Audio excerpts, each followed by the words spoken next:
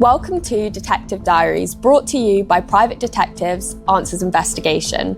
If you are captivated by the art of deduction, the thrill of solving the unsolvable, or the enigmatic world of private investigation, you've just found your new favourite podcast. Detective Diaries is where secrets unravel and the truth is always a clue away. Presented by Private Detectives Answers Investigation. Each episode contains offbeat conversations about the real people involved in investigation. Welcome back to Detective Diaries. Today I'm diving into surveillance, particularly some of the earlier jobs I had starting out as a private investigator. A day that started completely routine and then suddenly turned into something a lot more interesting. It's one of those cases that really showed me what the job is all about. Patience, instinct, and being ready for anything. We thought it'd be interesting to discuss two perspectives of surveillance, from me and also my colleague Harry Watts, who has joined me here today. Hi Jess, good to be here. At that stage in my career, I hadn't done many cases where things changed so quickly. So I remember feeling this mix of excitement and pressure. There's this voice in your head going, don't lose her, don't mess this up, but then your instincts kick in and you just do the job. Looking back, that case really helped build my confidence. It forced me to trust my own judgment. When someone suddenly jumps in a taxi, there's no time to doubt yourself.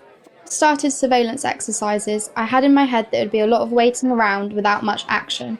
And whilst this can partially be true, I have quickly learnt that it can be much more fast-paced and very reactionary. I had always wondered how the different forms of surveillance would arise. From having spent time with Harry on such cases, I'll let him delve into how this works a bit more. Yeah, do you know what? I think it's really important that, what you've outlined, addressing that confidence is really important here. Circumstances for deploying surveillance can vary quite widely, can't they? You've got the aspects of having it either static or mobile. So static being fixed, i.e. you're watching a property, for example, and obviously mobile surveillance, most normally utilising a vehicle or being on foot when you're travelling around following someone. London actually is notorious, isn't it? I know you've had a bit of experience with this, but it's busy, it's difficult, especially at peak travel times. So you're going to need multiple agents to get that coverage from all angles and assist in case someone loses sight, and someone will be in position for that. Yeah. I remember following someone from Euston Station. this must have been about 4 or 5 o'clock, and the droves of people coming out. Oh no, they all emerged from all the businesses and the places of work, and you just kind of think, oh God, this is actually a bit of an enjoyable test, isn't it? And make sure you know what you're doing. Generally surveillance, you're likely to travel 2 or 3 times as much ground as the person you're following. And that's normally because of angles. If you're following someone on foot, let's say again, you're on that busy high street, you would want to be on the other side, probably looking about 45-degree angle onto them. And so that this is when, if they turn around, you're not actually in their direct line of sight. So what about disguises? Do you use them? Disguises, it can be helpful. Certainly a high-vis jacket I carry around in the car just in case you need to get on an interesting site. But I wouldn't say it's truly necessary. You can certainly have a listen to our podcast about Giuseppe Dossi to get a bit more about the Italian detective and his disguises. But I would say any agents who, you've got bright coloured outfits, hair that sticks out, eye-catching characteristics, that's going to give you away. So trying to minimise that where possible is important. But of course we have other things as well, technology and devices. I think most people would probably think we're rolling around with SLR cameras, giant lenses on them, but no, we've got a lot of discreet and covert devices as well. And examples, a pen camera. So a lot of times you might actually need this, a bit of wearable camera and technology. Obviously that's all going to change with Meta glasses behind you, but the pen camera is really simple and effective. Obviously you need a bit of training of it. You can't just simply pop it on and expect to get to the end of it, but you can use these devices in coffee cups, and you can sit at a cafe for a long while, so you're not actually having to sit there with that big camera. Yeah, well, that's all interesting. You've been doing this for so many years now. Do you get jaded by it all? I think one of the things is you have compartmentalization. Each case, while they might be similar in nature, are different at the end of the day. But it's actually the fun things and the stories you come away with. I remember that a lot of cases you might be sat around, but you're chatting with the agent you're with, passing the time, getting to know each other a bit more, because there's nothing quite like sat in a car with someone for 6 to 7 hours. You learn everything about them. But I hate mornings. Oh God, I hate mornings. So if you tell me it's late night, I'll be there in a heartbeat. If it's early morning, you'll probably hear a grumble from me. Yeah. But that's just me, so I'm sure it's a bit different for you. Yeah, I mean, don't get me wrong, I can't stand early mornings either. But yeah, so in this case, it started like any other. I'm parked up early, coffee in hand, ready for what I thought would be a pretty standard day. And for the first half, it was. You know, the subject came out, ran a few errands, popped into a nail salon, and honestly, sometimes surveillance feels like you're watching someone's personal vlog in real time. You know, you see all the day-to-day stuff, the kind of things nobody ever thinks twice about. It's those slow movements where not much is happening are actually a big part of this job. You know, you're observing, you're documenting, you're staying alert, even when nothing's interesting going on.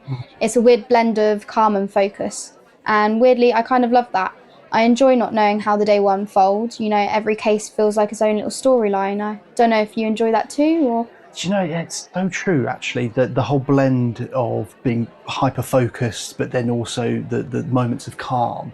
You know, you kind of think sometimes, oh, I've been sat here for so long, you beg for something to happen, and of course when it does, it explodes out into 100 different things. But, you know, I think a lot of it's compartmentalisation, and we just end up chatting, don't we? Yeah, we do. You know, 1 minute's all quiet, the next minute you're scrambling to keep up.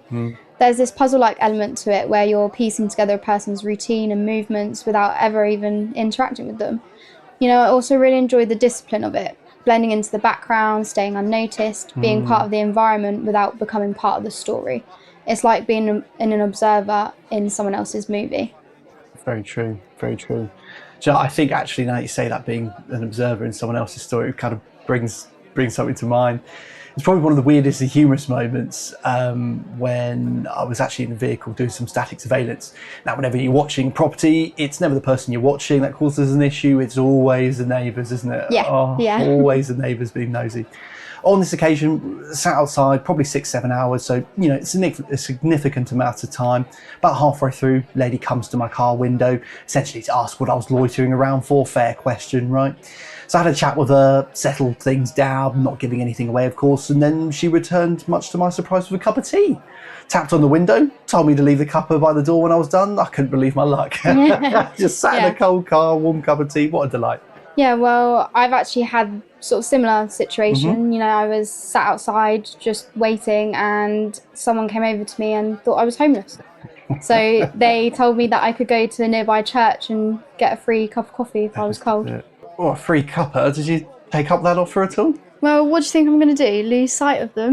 No, I just stayed where I was. Sure. Sometimes the best thing to do is ignore, isn't it? Yeah. Those sorts of things. I'll tell you what, actually, do you remember your first take of surveillance in your very first week here? Yes, I do, yes. Do you want to hear it? Not really, but go on. Oh, we're going to play the tape anyway. Here we go. Hi there. Welcome to Detective Diaries once again. Sat here with me is Jess Clayton at the end of her first week as a private detective and fingerprint technician. I want to hear her outlook now and in time in the future. Jessica, so, a week in private investigation. How's it working out so far?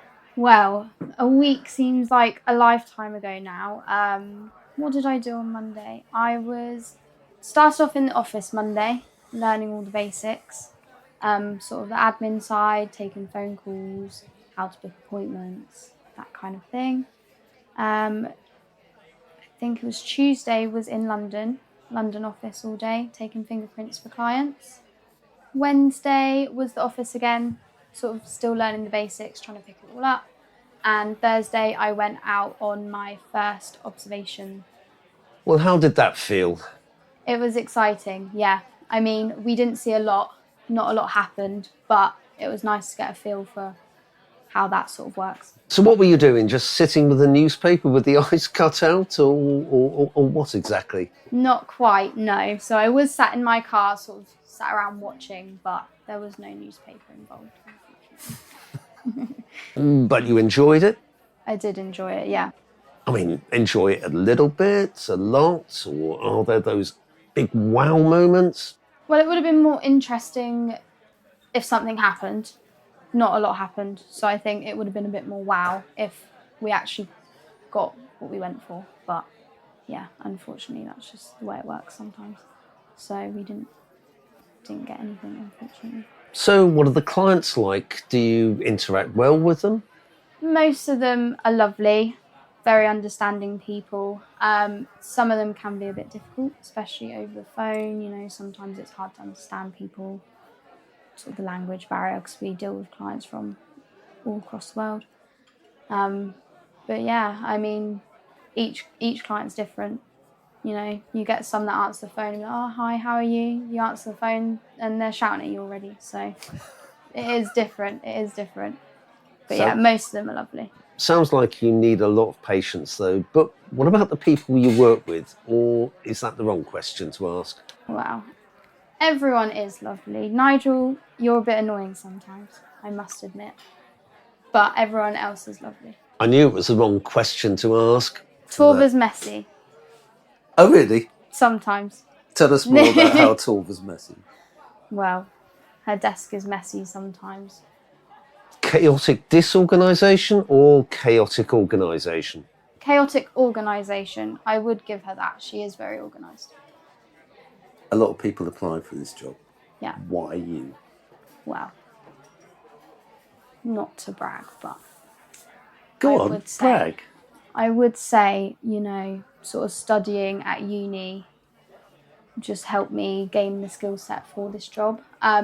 Not to mention it did also help that Torva was my housemate at university and she did get the job a few months before me, so that was a bit... That sounds a bit nepotistic. It's a bit of a helping Let's not go down that road too much, shall we? So what do you do at university? Which university? I went to the University of Portsmouth.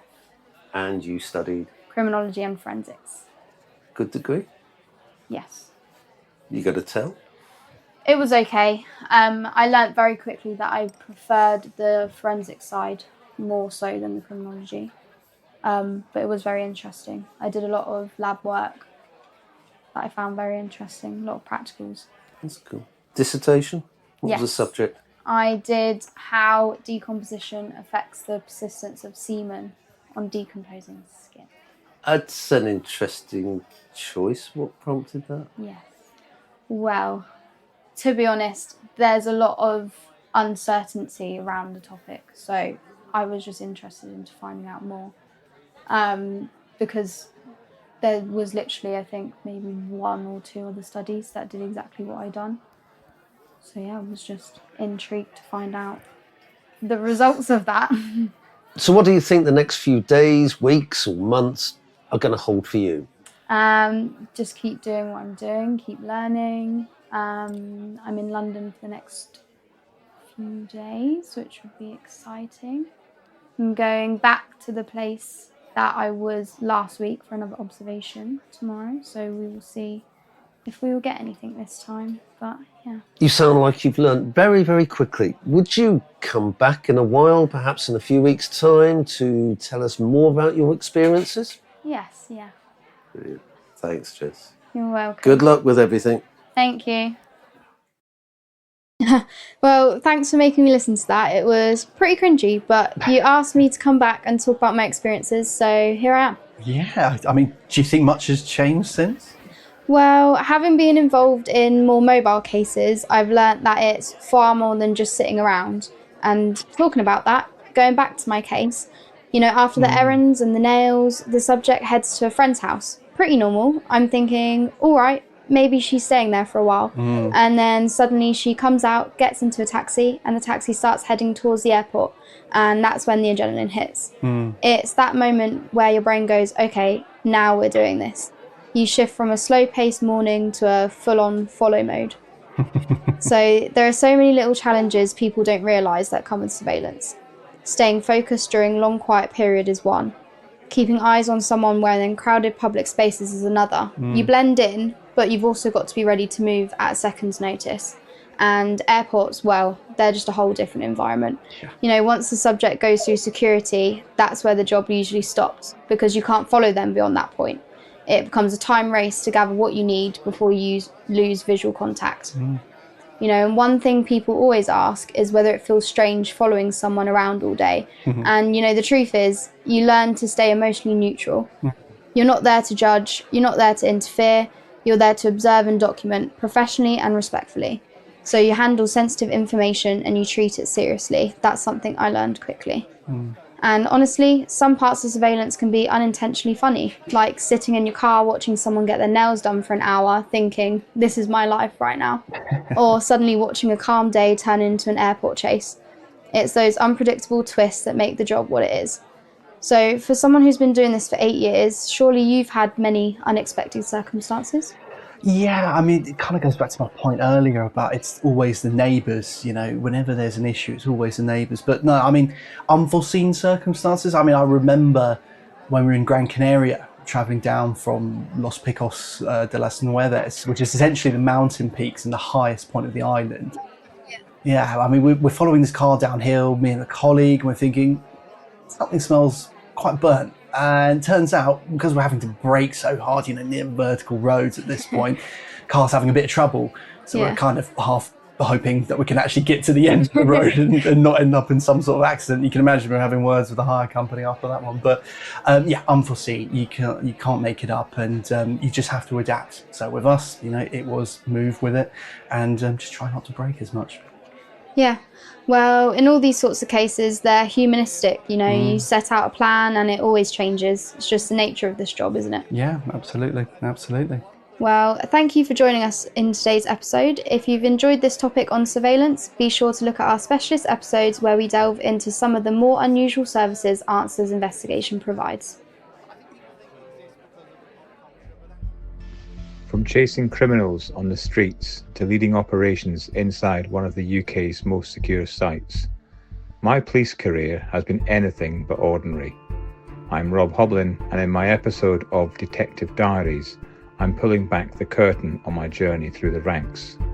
The stories that have stayed with me and what it's really like to serve.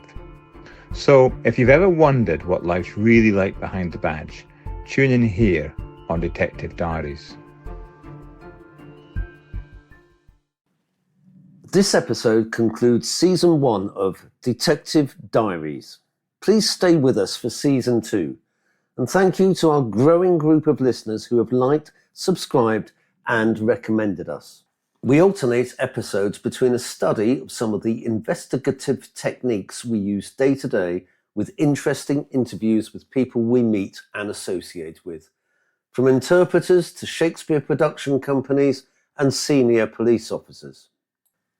Coming up in Season 2, a historic delve into the life of Frederick Aberline, the lead detective in the Jack the Ripper case, a fascinating interview with Emma Short, criminology lecturer, Part 2 of our conversation with James Lupton and more of his interpreting experiences in Colombia, together with a second visit to Guildford Shakespeare Company, adding a wealth of insights into the world of investigation and more secrets of our profession.